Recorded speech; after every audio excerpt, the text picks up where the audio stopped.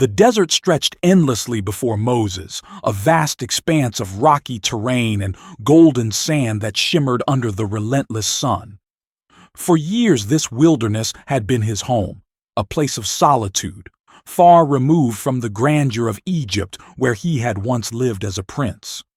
Now he was a shepherd, tending the flocks of his father-in-law, Jethro. It wasn't a glamorous life, but it was peaceful. Moses had made peace with his past, or so he thought. This morning was no different than any other. Moses rose early, guiding the sheep to greener pastures, his staff in hand. The air was dry, and the only sounds were the bleating of the flock and the soft crunch of his sandals on the rocky ground. He had grown used to the quiet rhythm of this life, the monotony of the days blending together. As the sun climbed higher, Moses led the flock toward the slopes of Mount Horeb, a place he often visited. The mountain, also called the Mountain of God, stood tall and imposing against the cloudless sky. Its jagged peak seemed to reach for the heavens, a silent sentinel watching over the barren land. Moses found a shaded spot near a cluster of rocks and sat down to rest, his staff planted firmly in the ground beside him. He gazed out over the landscape, his mind drifting. Memories of Egypt sometimes came unbidden, images of palaces and power, of his people suffering under the yoke of slavery. He had tried to forget, to move on, but the memories clung to him like shadows. As Moses sat lost in thought, a flicker of light caught his eye. At first he dismissed it as a trick of the sun reflecting off the rocks, but the flicker grew brighter, more distinct. He squinted, leaning forward, and saw something extraordinary, a bush engulfed in flames yet not consumed. Moses rose slowly, his brow furrowed in confusion. Fire in the desert wasn't uncommon, but this was different. The bush burned brightly, its flames dancing in the dry air, yet its branches and leaves remained untouched. It was as if the fire had a life of its own, vibrant and alive. "What is this?" Moses muttered, gripping his staff as he moved closer. The air around the bush shimmered with heat, but there was no smoke, no crackling of burning wood. It was a sight unlike anything he had ever seen. As Moses approached, a voice called out, stopping him in his tracks. "Moses! Moses!"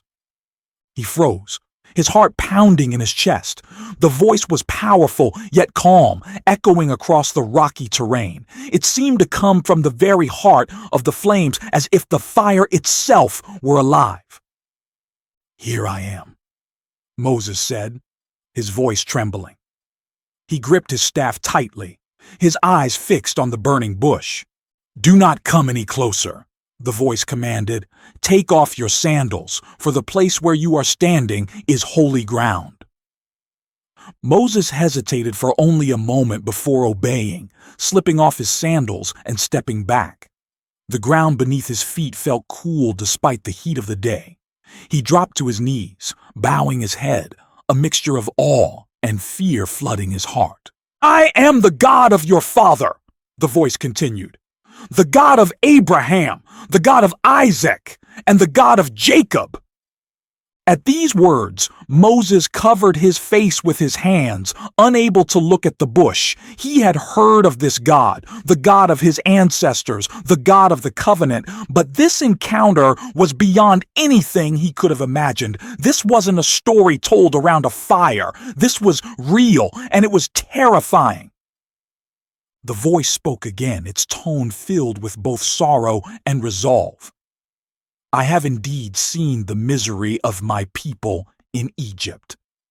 I have heard their cries because of their slave drivers, and I am concerned about their suffering. So I have come down to rescue them from the hand of the Egyptians and to bring them up out of that land into a good and spacious land, a land flowing with milk and honey." Moses listened, his mind racing. The mention of Egypt stirred something deep within him, a mixture of guilt and longing. He had fled that place years ago, leaving behind the suffering of his people. He had thought he could escape it, but now it was clear that he couldn't. "Now go," the voice said, its tone commanding. "I am sending you to Pharaoh to bring my people, the Israelites, out of Egypt." Moses' head snapped up, his heart pounding. "Me?" he stammered. "Who am I that I should go to Pharaoh and bring the Israelites out of Egypt?" The bush burned brightly, its flames unwavering. "I will be with you," God said, "and this will be the sign to you that it is I who have sent you. When you have brought the people out of Egypt, you will worship God on this mountain." Moses' thoughts swirled with doubt. Pharaoh was the most powerful man in the world, and Moses was just a shepherd, a fugitive.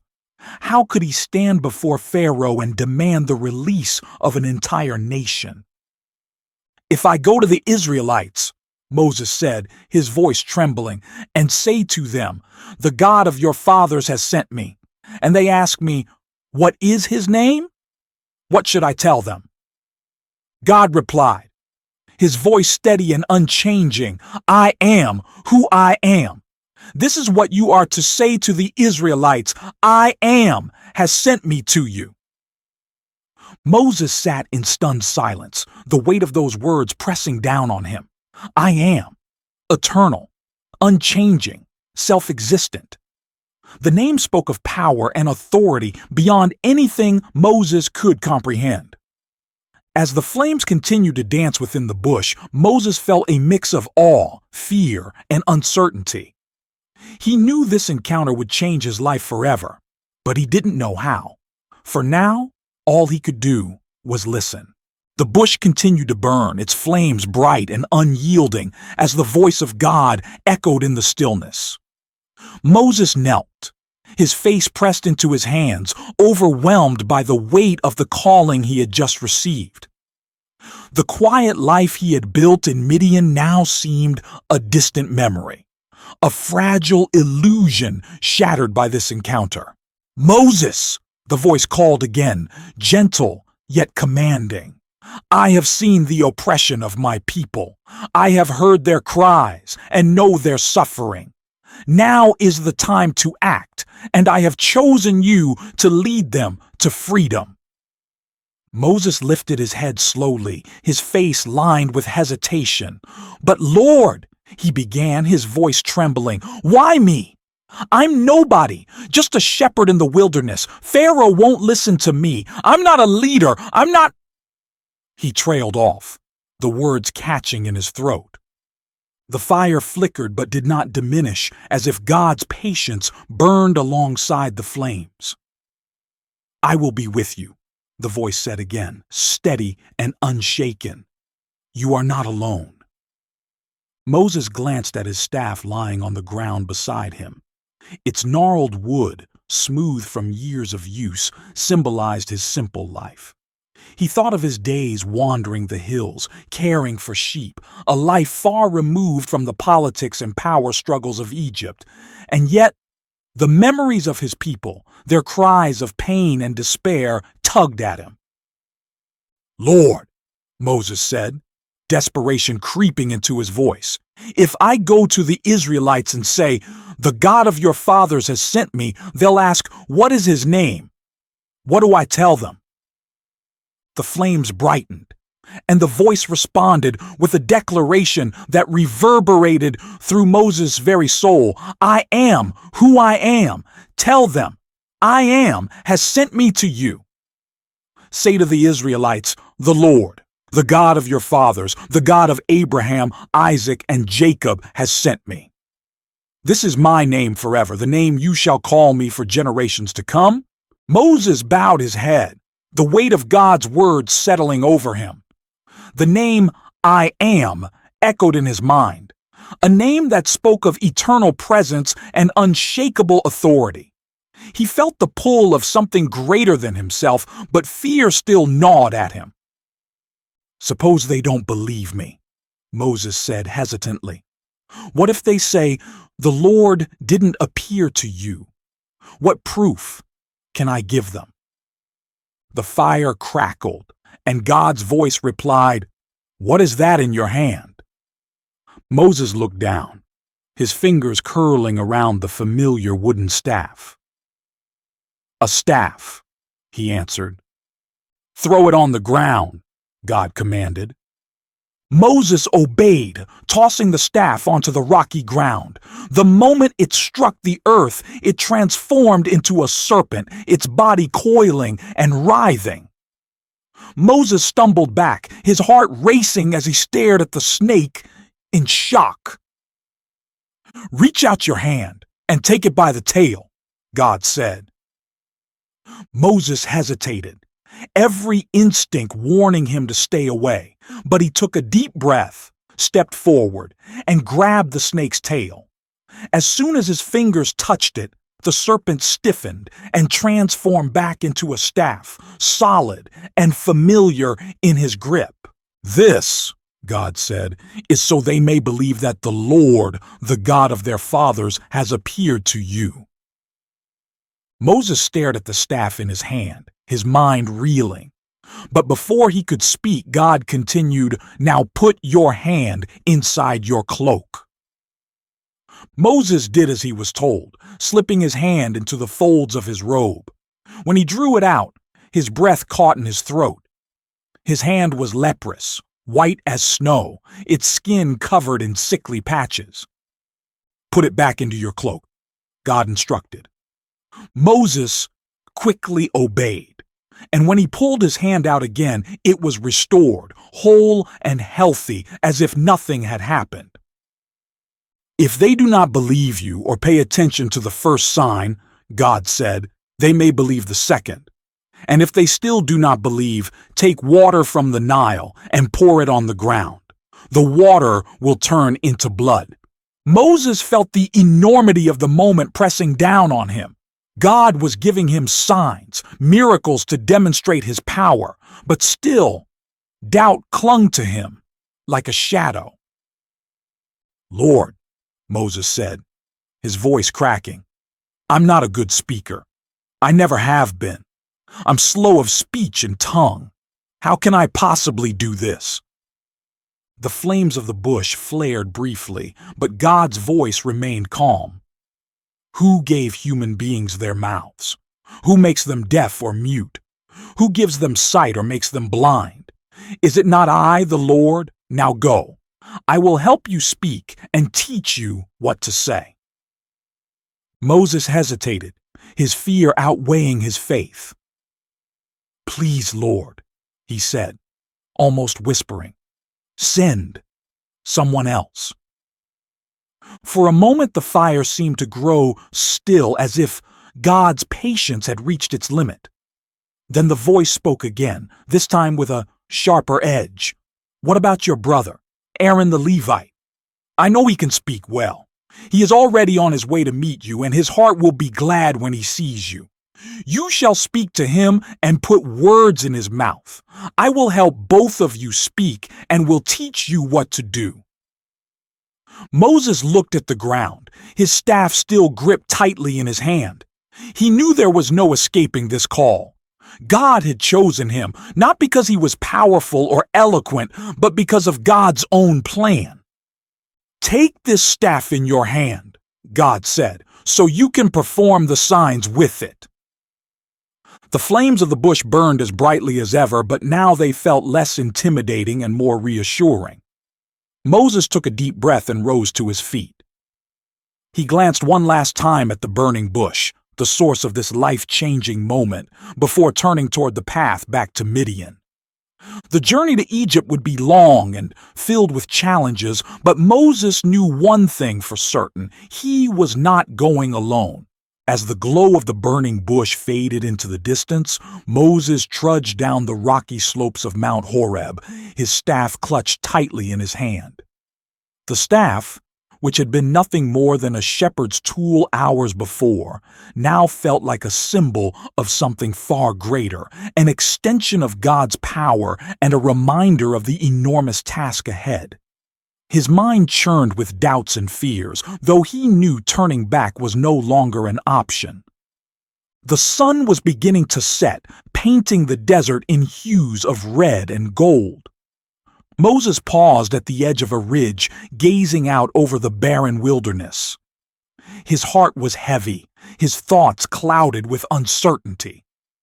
The encounter with God had been undeniable, yet the question that plagued him remained. Why me?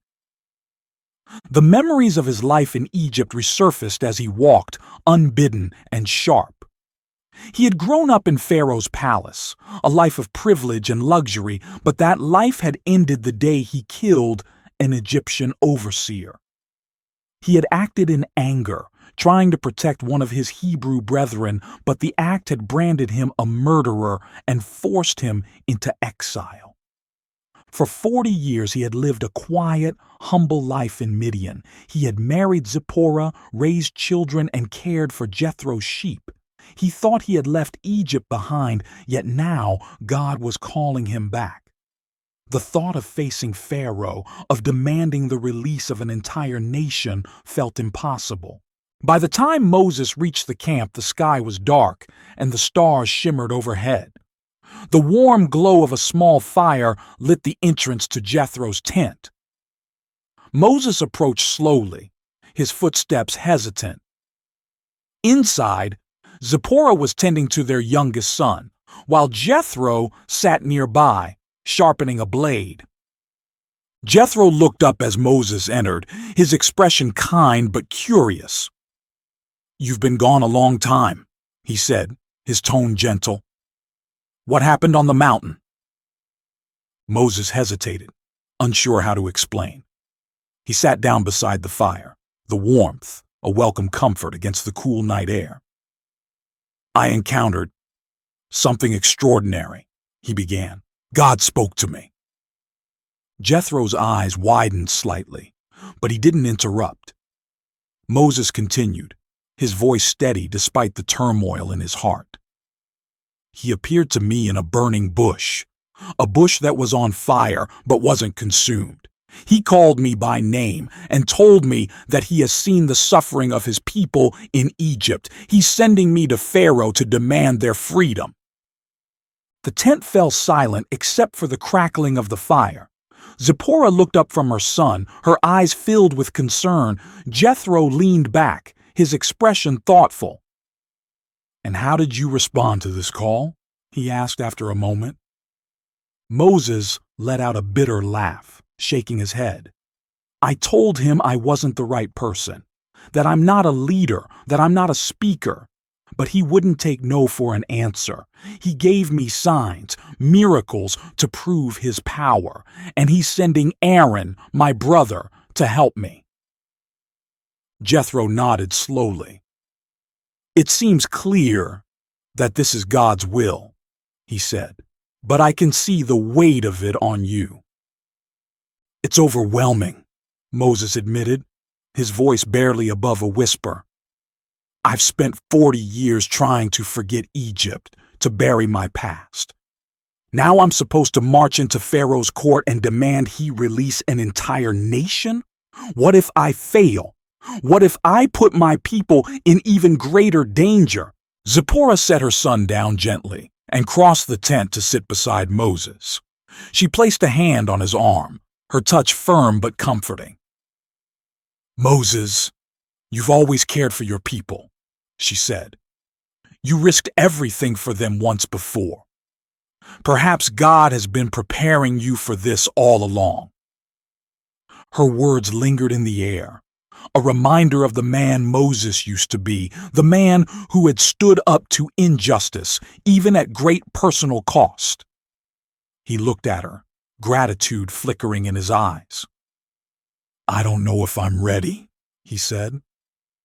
"You don't have to be," Jethro said. "God doesn't call those who are already prepared. He prepares those he calls." The next morning, Moses began gathering what he would need for the journey. The staff, once a symbol of his simple life as a shepherd, now felt heavier in his hands. Zipporah helped pack provisions while their sons watched, their young faces filled with curiosity and excitement. As Moses prepared to leave, Jethro pulled him aside. "Moses," he said, his voice low, "this journey will be dangerous. Pharaoh is powerful, and he will not let the Israelites go easily. But remember this, you are not alone. The God who called you is greater than Pharaoh. Trust in him." Moses nodded, his grip tightening on the staff. "I will." As the sun rose, Moses set out from Midian, his family and flocks in tow. Each step felt like a step toward the unknown, but the memory of the burning bush burned brightly in his mind, a constant reminder of the God who had spoken to him. He didn't know what awaited him in Egypt, but he knew one thing for certain. This was no longer just his journey. It was the beginning of something far greater, a story of deliverance and redemption that would echo through generations.